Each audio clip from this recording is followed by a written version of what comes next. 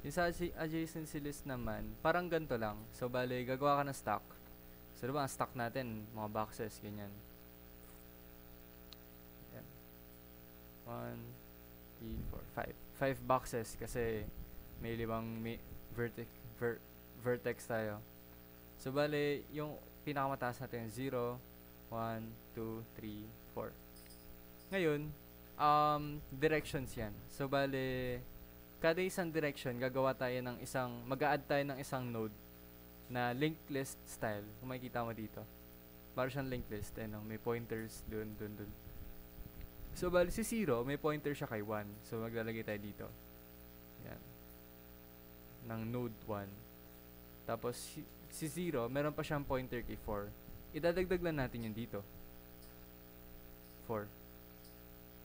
And so on. So, ganun lang rin sila. Si 1, ang dami niya. So, bale, 2,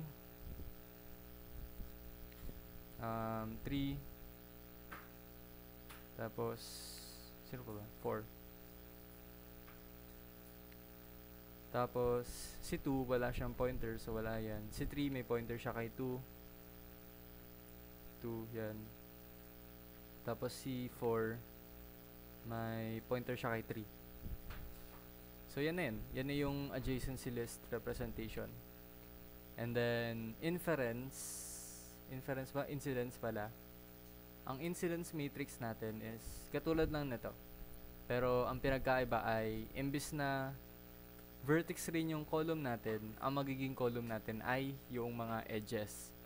So, itong mga edges na to, lalagyan natin to ng mga pangalan. Sabihin natin, A, A, B, hindi siya line weight, pangalan lang, para i-identify yung vertex na yun, or edge na yun. D, E, F, G. Yan. So, ang gagawin natin is, gagawa ulit tayo ng matrix. Bale, 0, 1, 2, 3, 4. Tapos, dito sa taas, A, B, C, D, E, F, G. Ang dami. Ngayon, pag nakita natin na going outside or going outwards, lalagyan natin yan ng 1. Pag going inwards, lalagyan natin yan ng negative 1. So, for example, kung si B, nakatutok siya papunta kay 0, negative 1 yan. Pero hindi eh. So, gawin muna natin. Si A tsaka si G, yan lang kay 0. Lagyan natin ng 1 yan. And then, si 1, meron siyang arrow B, D, E. So, si B, outwards. Si D, outwards. Si E, outwards. Tapos ngayon, meron tayong inward arrow or edge, which is si A. Kaya lalagyan natin ng negative 1. Tama ba? Check ko lang. Double check ko lang. Incidence matrix. Incidence matrix. Ito siya. Si 3, C3 is papunta kay A, kaya negative 1 siya. Siguro lang ulit. Tapos the rest, 0 na ulit. Easy. Yun na yun. So, again, ulitin ko lang. Adjacency matrix is columns and rows mo yung edges, tas yung vertices. Tapos, ano mo na lang. In a way, pwede mong sabihin na yung 0, 1 mo, yung isa mong edge. Kasi 'di ba sinusulat natin yung edges as halimbawa 0, 1, ganyan.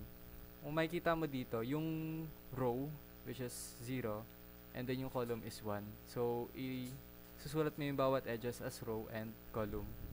Makuha mo yun dito sa adjacency matrix. Yun lang. Tapos kung weighted, dito sa adjacency matrix, kung weighted yan, papalitan mo yung 1 ng kung ano man yung weight niya. So, for example, yung weight na tong si A is 5. E di lalagay mo 5. Tapos, ang difference is, kapag unweighted, 0. Pag walang edge. Pero kapag weighted, ilalagay mo infinity. Kasi parang sinasabi mo na it takes infinite times for 0 to reach 0. Parang ganun. Kaya infinity the rest. So, ayun lang naman. Ganun rin sa, ano, sa incidence matrix. Yay.